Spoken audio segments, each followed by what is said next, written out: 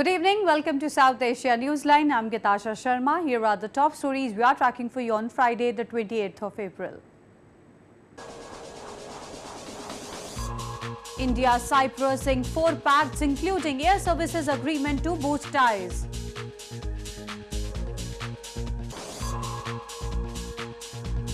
Taliban launches its summer offensive in Afghanistan.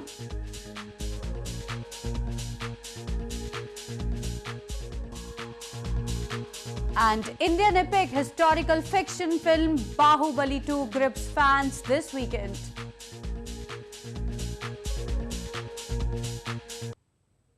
And now for all the details. 2 armed terrorists charged into the premises of a bank's branch in Jammu and Kashmir Anantnag district. They opened fire on Central Reserve Police Force and CRPF personnel and tried to snatch their rifles. The CRPF soldiers immediately overpowered one assailant and arrested him while the other terrorist managed to escape. One soldier was injured and has been shifted to a nearby hospital. The incident occurred at the time of the Friday prayers when the bank was closed for a short while.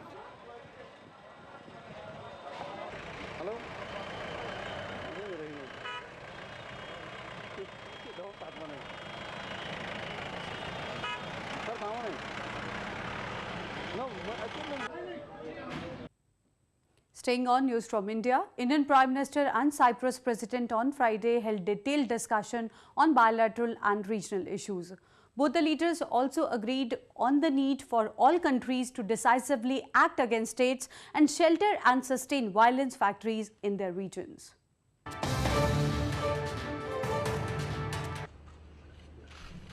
Cyprus President Nikos Anastasiades, who was on a 5-day visit to India on Friday, met Indian Prime Minister Narendra Modi and held detailed discussion on bilateral and regional issues in capital New Delhi. Both the leaders also agreed that India offers excellent investment opportunities for Cypriot entrepreneurs. The two sides also agreed on the need of early reforms of the UNSC, and Prime Minister Modi expressed India's appreciation for Cyprus' support to India's bid for inclusion in it as a permanent member. They also witnessed the signing of 4 pacts between the two countries, including one for air services and cooperation in merchant shipping.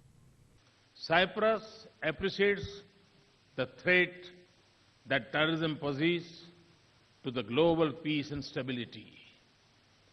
India itself has been battling cross-border terrorism for decades. We agreed that there is an urgent need for all countries to decisively act against those states who generate, support, shelter, and sustain these factories of violence in our regions. Cyprus President earlier in the day also met Indian Foreign Minister Sushma Swaraj and discussed areas of bilateral cooperation. Anastasiades, who was accompanied by a high-level delegation, was earlier accorded a ceremonial welcome at the presidential palace. Cyprus is the 8th biggest investor in India with cumulative foreign direct investment or FDI of above $9 billion. Meanwhile, 29 Indian fishermen were arrested along with 5 boats by Pakistan's maritime authorities for allegedly fishing in the country's territorial waters, police officials said on Thursday.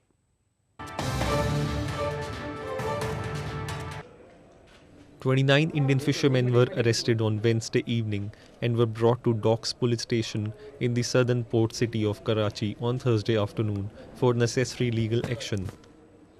The fishermen will be produced before a court on Friday.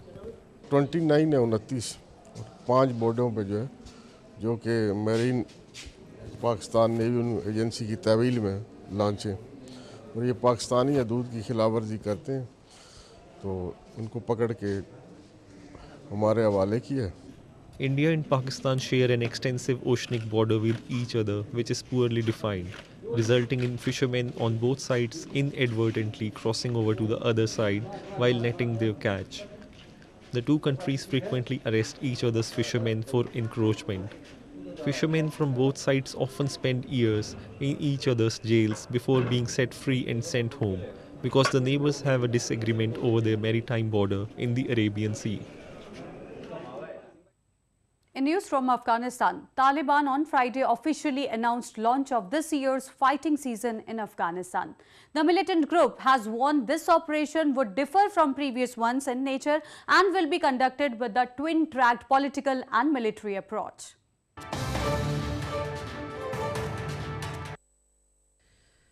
Militant group Taliban in a statement on Friday announced a summer offensive in Afghanistan. The group said that politically they will pay attention to establishing mechanisms for social justice and development, and that apparatus will be set up to help those deceived by the enemy. On the military front, the Taliban said in areas where they do not have full control, the enemy will be targeted, harassed, killed or captured until they are compelled to abandon their few remaining posts. The Taliban also said that the main focus of Operation Mansoori will be on foreign forces, their military and intelligence infrastructure, and the elimination of their equipment. The announcement comes a week after 10 Taliban militants disguised in army uniforms snuck into an army base camp in the northern Balkh province, shooting scores of unarmed soldiers and officers. More than 140 Afghan soldiers were killed, but reports suggest that the death toll of the assault has surpassed 250. Moving on to news from Nepal, a recent study has revealed that 94% of the houses in Nepal's capital Kathmandu do not meet the National Building Code and are vulnerable to seismic impact.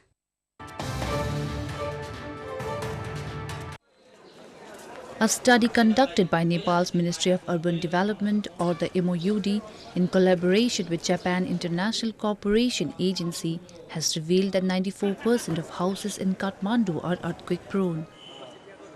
There are an estimated 444,554 homes in Kathmandu. According to the survey report, only 6% of the houses are reinforced concrete engineered, and 48% of the houses are non-engineered reinforced concrete structures. The study also found that around 8% of the houses in Kathmandu were damaged by the 2015 earthquake and need to be rebuilt or retrofitted. 2 years after a devastating earthquake leveled hundreds of thousands of houses in the country, the ministry this week unveiled the seismic retrofitting guidelines of buildings to help builders make them earthquake resistant. Kathmandu has been listed among the 11 most vulnerable cities to seismic impact in the world. According to the ministry, the 2015 earthquake claimed around 9,000 lives, while over 23,000 were injured. Moving on, hundreds of girls and boys queued up outside a police recruitment camp in India's northern Jammu and Kashmir province. Participants welcomed the initiative and hoped for more such camps to be held in future.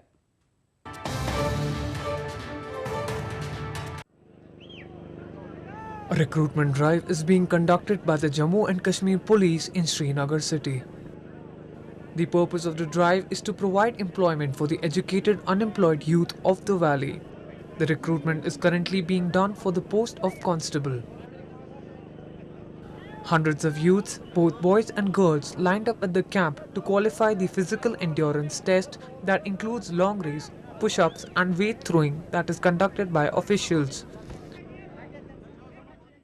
ये recruitment है JKP का और पढ़े लिखे नौजवान अभी रोज़गार के लिए होना चाहिए। अभी रिक्रूटमेंट चल रही है, रेस क्वालिफाई किया। बहुत अच्छी है सर, पंक्चुअलिटी है, डिसिप्लिन अच्छा है, हर चीज़ का मेंटेनेंस है, अच्छा लगता हमको। The police department had received more than 1 million applications for the drive from around the country. After qualifying the physical test, selected candidates would be eligible for a written test and results would be declared in July.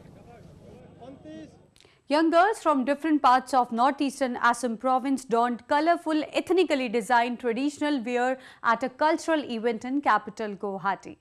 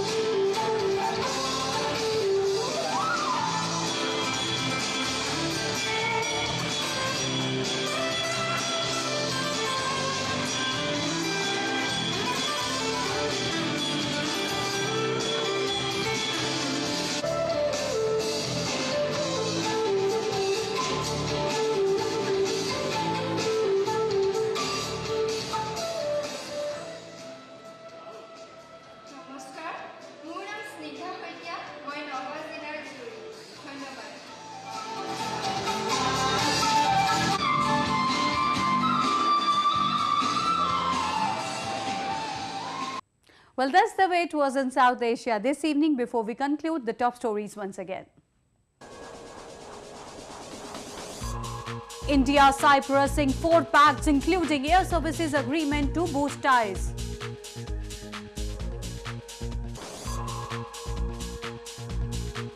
Taliban launches its summer offensive in Afghanistan.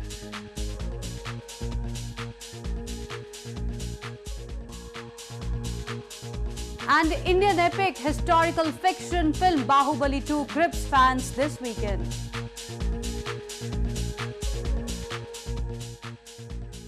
Now our viewers can watch the show on SouthAsiaNewsline.com. You can also visit us on Facebook.com/SAsiaNewsline and follow us on Twitter @SAsiaNewsline.